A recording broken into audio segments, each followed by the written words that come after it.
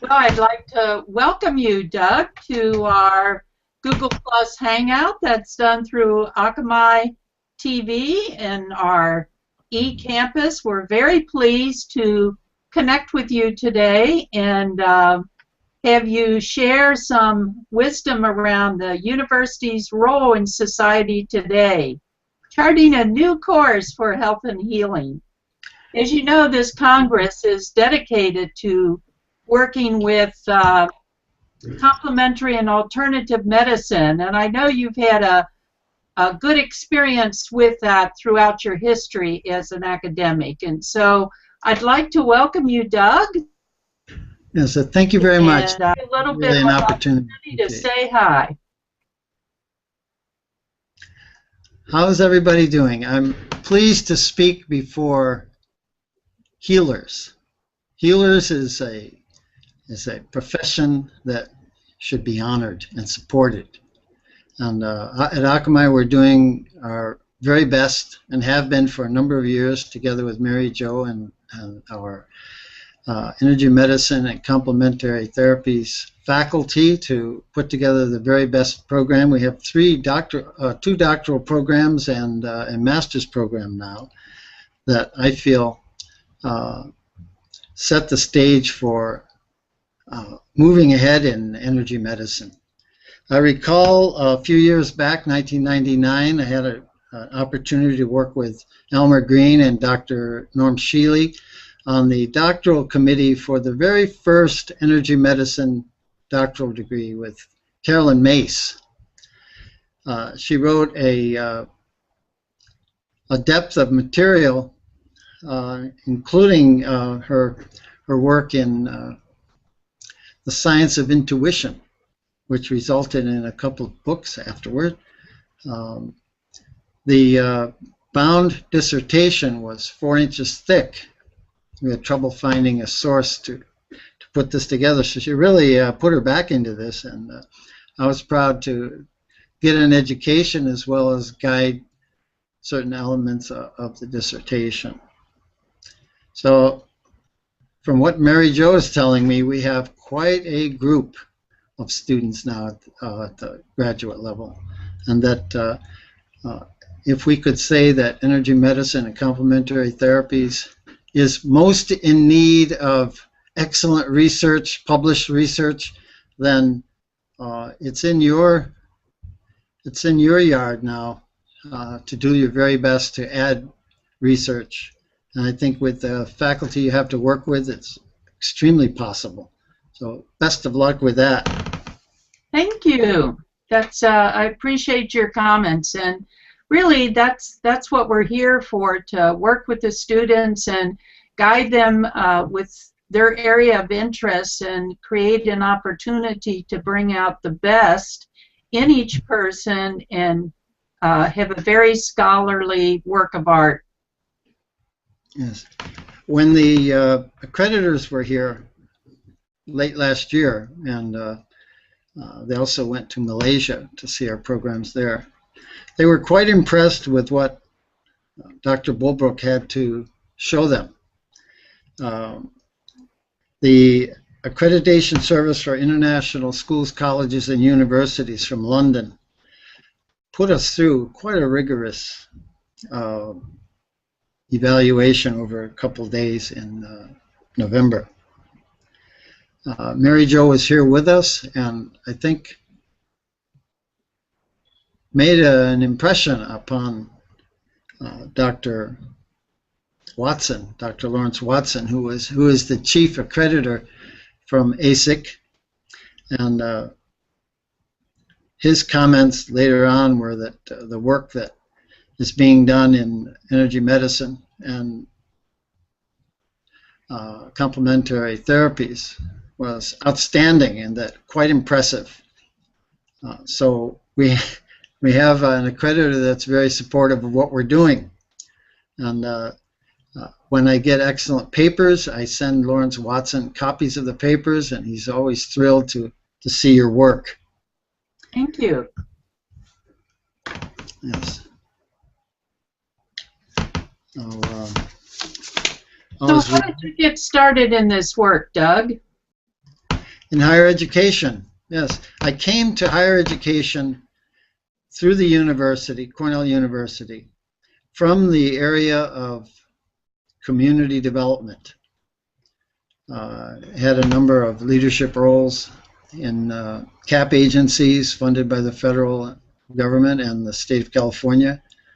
And you can get a sense of the professional community and what their needs are as we work together over a number of years. The field of health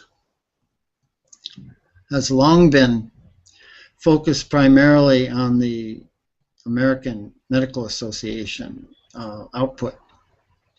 And I noticed over the years that the councils in the field of medicine have been more and more open to receiving communications from the complementary therapies. They now offer some of the venues in training. For example, acupressure, acupuncture, mind-body medicine, these are all very common now among the training schools in medicine. So your contributions and what you're learning is the future of medicine as it becomes more integrated. Please, let's go forward as powerfully as we can do it. This research is our way to respect. So, thank you. I've really been impressed with the quality of students who have come forward, and we've recently have probably about 7 new students who've started in the last couple of months, and interviewing them and seeing what their background is and reviewing what their professional goals are, it's very, very encouraging. And what I especially like is linking students from one part of the world to another and introducing them to, as I hear the ideas, what one person wants to do, I connect them with someone else in another part of the world who is doing similar kind of work or in the same category. And that's been very exciting and inspiring for me to do that. Yes. I had one experience with Dr. James Oshman, who went to Kuala Lumpur in Malaysia and had a house full hearing him speak about the meaning and the future and the contributions of energy medicine. So it's growing internationally. Well, Dr. Oshman is one of our faculty and has been very instrumental in supporting our work. In particular, he teaches one of the core courses, and Dr. Christina Ross, who recently graduated from our program last year and is one of our key presenters at this Congress, sharing her research, her work, and her ideas. Had a great experience with him as her guiding her research, since Christina's background also is in biology and complementary therapies, as is Jim Oshman. Christine has an association with Wake Forest School of Medicine for her research. That's what I believe I've learned? Yes. And what was really interesting when Jim Oshman was here in town for a conference, both he and I went to and visited Chris while she was doing her work at Wake Forest, and both of us were very impressed with the opportunities that were created. And so I want the students to know, and Chris was the one who really found that effort on her own pretty much, but was guided by spirit to that. And that's what I really found has been very, very helpful, that people are following their path as guided from an internal source to what is right for them. And man, you put that kind of mix together, what a person's interest is, what's in their heart, and following spiritual guidance, and that's a winning team together. Yes. I'm also quite impressed by Dr. Maldonado's work. My own doctor, here locally is quite well versed in the alternatives that contribute to health. Movement, breathing, meditation are things that I've been told to get in my daily life. Reason? I need to reduce stress. I need to reduce out of control body mechanisms that are a result of stress, where we don't have the energy medicine practitioners working with us. And you go to a medical professional and you come away with none of that. They're acknowledging more and more now that the energy medicine practitioners are needed. These ideas of integrating movement, breathing, and meditation, Dr. Maldonado, excellent. Let us hear more from you. Thank you. And it's curious that you're bringing that up about how not all the doctors are moving in this direction, but many of them are. And two presentations at the Congress that we're having this May. One is Dr. Dan Ben-Or, who's also on our faculty, who's a psychiatrist living in Ontario, Canada, although he's from the U.S. And his path has been similar to trained as a traditional psychiatrist for many years, and he got involved in the alternatives, and he's going to be speaking about that, so I won't really go into detail, but essentially he said that they needed to find some other ways, and that's what he found was making a significant difference. And then I was just interviewing Jody Rosenbaum yesterday. She's one of our doctoral students up in Spokane, Washington, and she said the same thing. She had a health challenge, and she went to a number of specialists and came away without answers to what her situation was. And that was her pathway into the alternative therapies. And now this is a full-time direction that she wants to go in, combining it with her field as a mental health practitioner and psychotherapist. And this is where we are. There's a core of people around the world who are looking for answers instead of dealing with the extreme costs that we find in the healthcare system, and the point of view of we're working with the person, helping to empower them.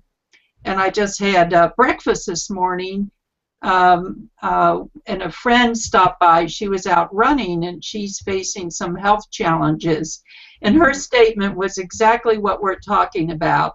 And she said, I look to the doctor to give me suggestions, not telling me what I should, quote unquote, do. And I thought that was very well said, that in the past, many times we've been taught to go to the doctor and do what she says you have to do, and that we didn't have choices. And many of the things in the complementary therapies came out of the role of people needing to find other answers. And that's what we're committed to. And I know, Doug, I'd like for you to say some things about the mission of Akamai University, because it fits in with what we're describing and being responsive to community work and community needs. Okay, I enjoy that. Akamai was formed by like-minded individuals from higher education, from other schools where we all knew one another. And our mission at the start was to establish an institution that served the practitioners who are interested in improving the human condition and the sustainability of the planet. We tried to conform and derive our programs in that way. And so healing, of course, is one of the vital elements. So as we gathered, more and more faculty congregated at Akamai. The programs then were derived based upon what we understood the needs of the students to be. So you might expect that if you're a student entering Akamai that you'd have an individualized program that underpins your needs in your profession. And so all of our programs are designed in that manner to try to individualize for the area, for the changes in the profession, for the individual goals and ideas of the student. I think we're doing well at that. In our evaluations over the years, that's been one of our chief, I would call kudos. those things that I can, if we put badges on our chests, which we don't, I think that the program directors have done an excellent job and deserve some further support to get where they're trying to go. So we're asking our students, and it's the nature of our university, to build colleagues. So you're invited, students are invited to build toward being a colleague. You don't just do as most students do. You finish your graduate degree and then you're gone, and all they send you after that is a request for donations. But what we request from you is that you stay in touch, and that we continue to build together, especially in the area of energy medicine. We need to build this. Perhaps the alumni and the faculty in energy medicine can do as Mary Jo has recommended, that we might have our own international journal for energy medicine complementary therapies. I know there are some journals that have begun, but we would have a peer-reviewed journal, get it listed with the Library of Congress, try to do our very best to bring in the best writers and authors, including our students. So those are some things that might get us on the desks of the medical profession so that they go in a better direction over time. Well, this is very exciting to share some of what our visions are and where we're heading. And I really think we have accomplished what you described, because the Congress that we're having in North Carolina includes some of our graduates, some of our current students in different parts of the world. We have someone from Queensland, Cape Breton in Canada, and in the United States, several different places. And we're looking at recruiting more students who are interested in banding together and sharing our expertise. And somebody I talked to just this morning who was registering for the Congress, he was sharing with me some of his work. He's a practitioner, an energy medicine practitioner from my training program, and is in the process of being trained as an instructor in our program. And he made an interesting comment to me. He was referred to work with a man in South Carolina who was facing losing both of his limbs. He had diabetes and was severely ill and was scheduled to have surgery, and one of their mutual friends talked the student in, well, he's a practitioner, he's not a student, but he's a practitioner in energy medicine, to work with this man. And he went to his home, visited him. Well, he can tell. I actually hadn't planned to tell this, so I may not have the full details that he will be reporting. But I think it was either 5 or 6 sessions that he saw him, and stayed a couple days at a time. And the man doesn't have to have the surgery. And his comment to Ray was, the practitioner's name is Ray Johnson, was, "You have saved my life." Now, let me tell you, that's a significant contribution. And what I said to him is, these are things that when people are giving a medical diagnosis that is so filled with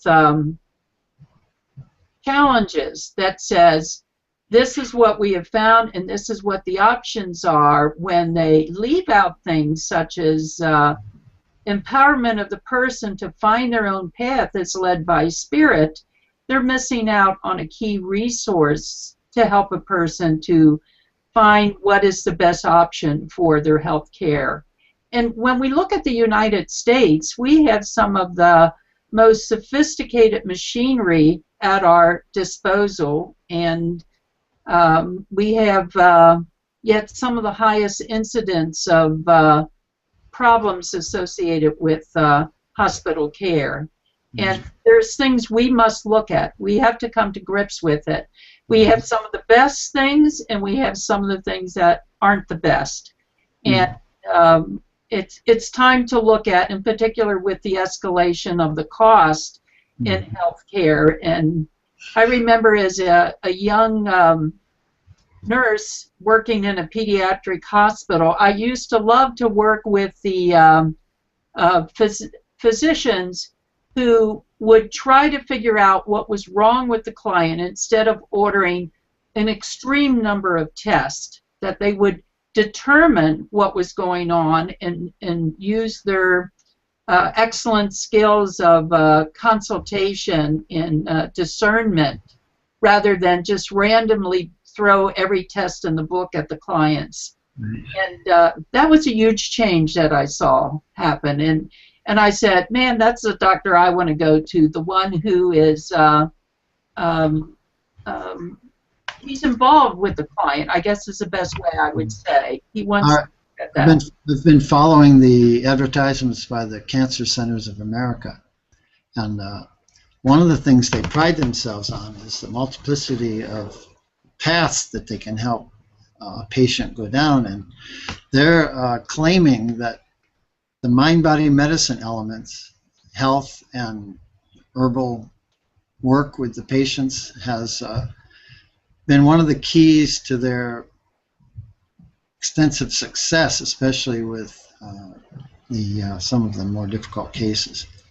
We have a faculty member, Dr. Anthony Payne, who has been working in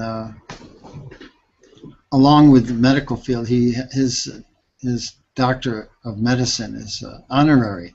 There are very few of those. He also acknowledges that in all of his work and writing in the field of medicine, that the energy medicine contributions are forcing the medical field to open to the results because they become undeniable after time. So let's take this very serious. It's a matter of life and death that we move forward with these elements that make the difference. I guess keep preaching, huh? Well, I appreciate very much, Doug, your support of the complementary and alternative medicine program at and providing me really the freedom to explore what would be the best way to design a curriculum and offer it to the students. And for those of you who are participating in this Congress, I wanted to mention that we do have opportunities available for what your areas of interest are in this field. And I created multiple levels of programs, starting with a certificate and a postgraduate diploma as specialist, practitioner, and clinicians, and then the master and the doctoral work. So there are a number of different pathways that suit different kinds of professional goals. And the university put me through a pretty I was going to comment on that.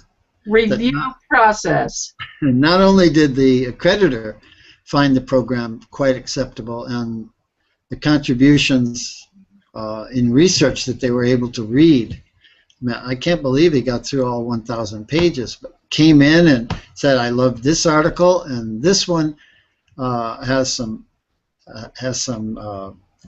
errors in citations and referencing to the literature, and I should be more strict about this. Very careful, but they liked what they saw in the energy medicine field. The depth and the areas, in other words, the diversity of pathways through the program were quite impressive to them. That we would be able to have a faculty and knowledge of literature to be able to bring students through 6 different concentrations, I'm sorry, and at the various graduate levels. To have a postgraduate option that results in a professional award is quite a bit to add. And the efforts that Energy Medicine Partnerships Incorporated and Akamai are doing together to attempt to build the continuing education and community education elements at Akamai. I mean, you have the graces of Mary Jo Bolbrook, who's, I think, has the potential to really get this back online and moving. Having the ability to award continuing education units is firmly set goal of the university, and we're going to be working with Mary Jo to assure that that gets done. Well, there are 2 prongs related to what you're talking about, Doug. One of them is most of my career has been at the university level, preparing master and doctoral students in nursing, and then I moved into the field of complementary and alternative medicine because I thought it's so important what that field has to offer, all aspects of healthcare, and so I stayed involved with that, and really was very instrumental in continuing education. And the majority of the programs, and there are many, many, many different kinds of programs in the CAM field, have gone the route of continuing education and working with their professional bodies. Like our program was affiliated with the American Nurses Association and with the Canadian group and the Energy Psychology group and the National Massage Therapy group, because they required their students and their practitioners to stay current in the field. But what I felt was missing is there weren't as many opportunities for people to advance at the master and doctoral level. And so some of the programs that got created, or when we redesigned and looked at things, was so that people could take what they have learned, because I know how rigorous the training was. I've been involved in a number of complementary and alternative medicine programs, Healing Touch and Therapeutic Touch, Touch for Health, Energy Psychology, Holistic Health Easily and Effectively, and just the list goes on, because what I found people in this field do is they keep wanting to learn. They're adding more things all of the time. And so the goal was to recognize and support the base that these students have and build on that, because they're doing active things. Like one of our persons in Peru, one of my teachers in energy medicine, she was very interested in children, and so I said to her, well, let's do a children's program. And she wanted to teach them self-care, energy medicine, self-care, and we started that. And as an end result of it, she built a 3-story through donation. She's a religious sister, and the program is very, very successful, and it's on the city dump outside Lima, Peru, and I visited there a number of times and have taught and worked with them. And the quality of the work that she has done. From there, she taught it to the people who lived there. It became so successful, the school system asked them to teach the teachers what they were teaching them in their community. Yeah. And then it reduced the problem in gangs that the police came and asked them if they would show them how to begin to work with the concept. So that's an example, and to me that fits the mission of Akamai University, where it's not just a paper somebody's going to write and put in somebody's desk and on a shelf.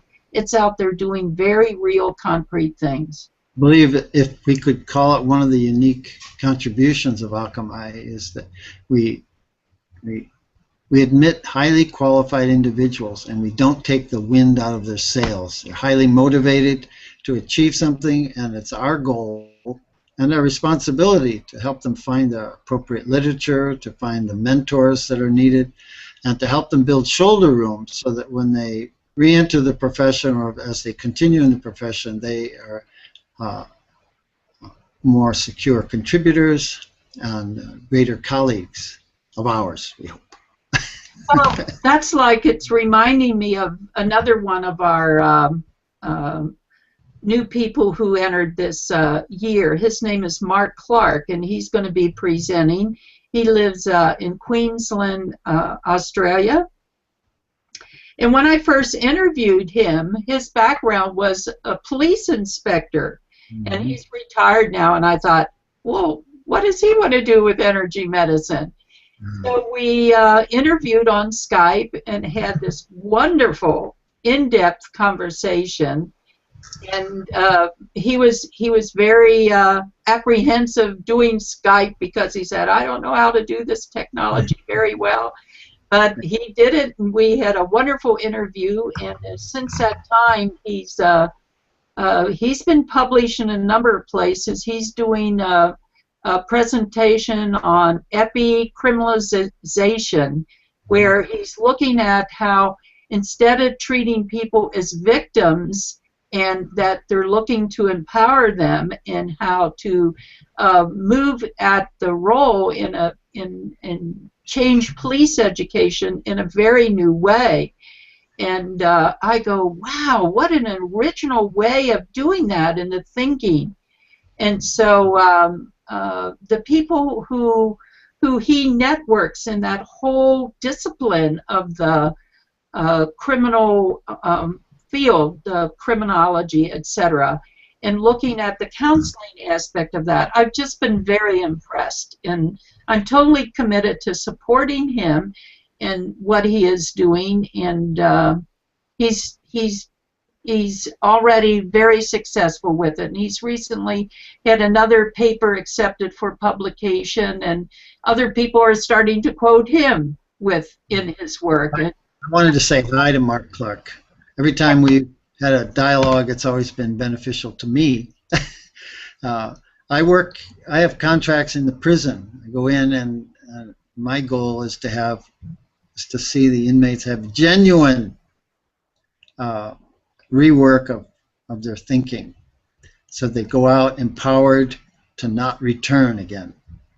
And some of the ideas and reflections that Mark Clark would have in that area could benefit me and those others that are in correctional education. So you have good insights, Mark, and I encourage you to continue to instruct those of us that are on the front lines. Appreciate that if it could happen. Well, we're getting close to the closing our session here, Doug, because I want to save some room for some questions from the audience and further reflection and insights that come to us. So we'll be in touch. We also may try to do this session live when it comes time for the opening of the Congress, but I did want to have it pre-recorded just for logistics sense of view. And I know you had wanted to be here, and we were working towards that end, and we're able to accomplish the goal due to your commitments. And the next time that we offer this, I'm hoping that you can be here in person, because I know you would love all of the things that we're doing. Yes, I think a number of us should converge. As the funding at Akamai becomes more fluid, okay, I commit, and I know that my Vice President Anthony Moranto also commits, that we will have these gatherings, and that the university will support as much of that gathering as possible, both in finding the venues, either here in Hawaii or elsewhere on the mainland or across the world. We can have these. We should be having these, allowing graduates, faculty, and students to converge, to share ideas, become colleagues. This is the goal we have. So, Well, to speak to the point that you're making, Energy Medicine Partnerships is an affiliate with Akamai University, and when I first started taking CAM therapies to different parts of the world, and it was just a beginning effort. I was following what my vision was, and Australia was, well, I guess Canada was the first place I took things to, then Australia, then New Zealand, then South Africa, and Peru, and Chile. And last year in October, the Peruvians offered their first face-to-face meeting from the work that was started there in 2000, so it hasn't been a very long time ago. They had 150 people who came from all over South America in the area, from Chile, Bolivia, and I just sat there with my mouth open, watching them and excited to hear how they took the original pioneering effort and work and what they're doing with it. And, I didn't have that in mind when I first went there. I was just following a vision that I had. And that's what we try to do with each one of our students, to have them follow their vision, to dream their dreams. And our role at Akamai is to help them, support them in their visioning and their dreams. I wanted to remind you about the meeting we had in Kona here on the Big Island, where I was able to meet a number of your colleagues from across the field of energy medicine. Quite impressive, the number of colleagues that you have from various parts of the world, and the strength of these individuals, their credentials, and what they had to advise the university. And that's where it comes from. You get the professionals that know the most and be willing to listen and move in that direction so that we can be as effective as possible.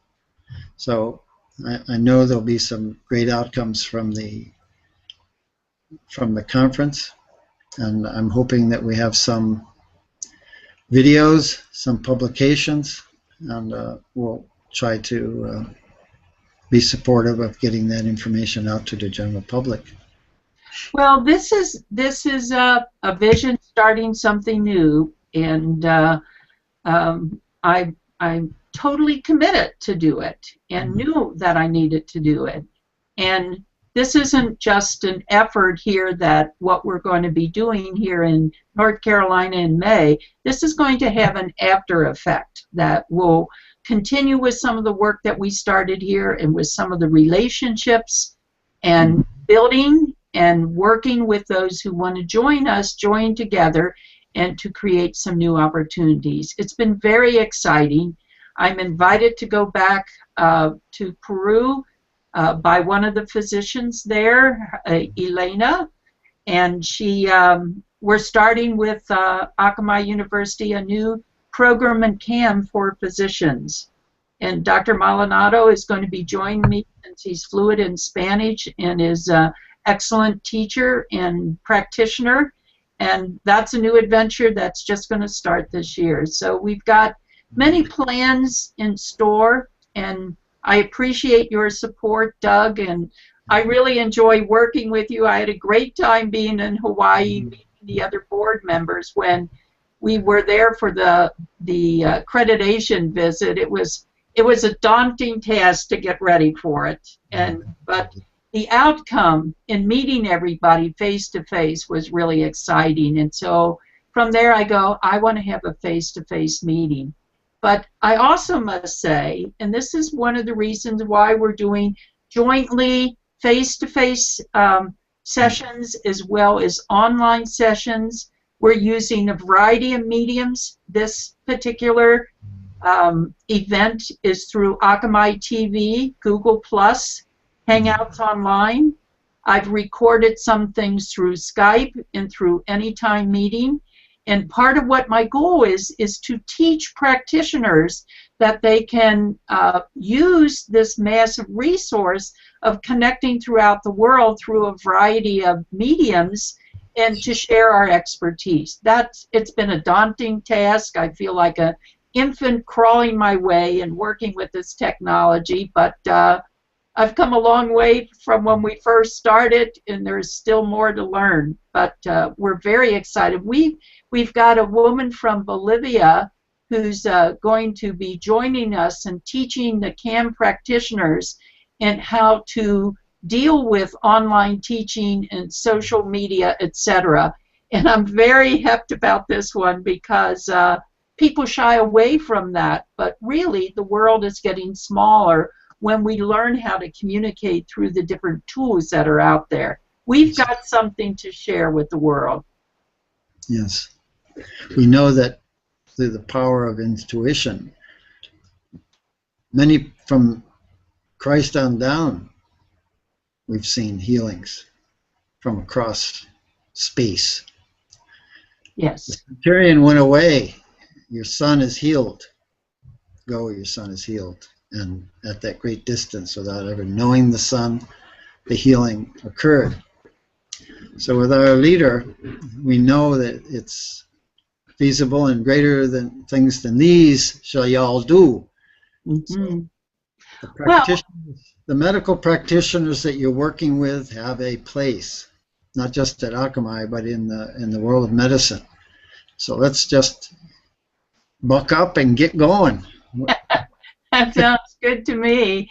And I really appreciate your bringing in the spiritual perspective. And over the years, this has been awesome for me because I grew up in in the Catholic Church, and up to my master's degree was Catholic education. And then when I started working in a variety of different areas, I became very connected to different other spiritual traditions. And Lama Suri Das, who's one of my good friends and who's come and taught here at our Triangle Holistic Center, and I've been at his healing center as well. We've put together a very special thing based on some of the Buddhist teaching, as well as working with the Sufi teaching and many, many faith traditions. And that's what we honor, the unique orientation of the people we serve. And it's important for us to do that. And so I appreciate your bringing in that perspective. I have to acknowledge that I've met many practitioners that are not medical doctors in Vietnam, in India, Mexico, even in Ghana and Nigeria. They sent the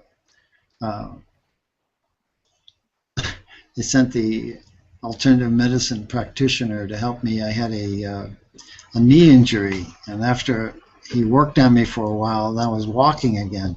Good thing, because I was so far from home. Wow, that's great.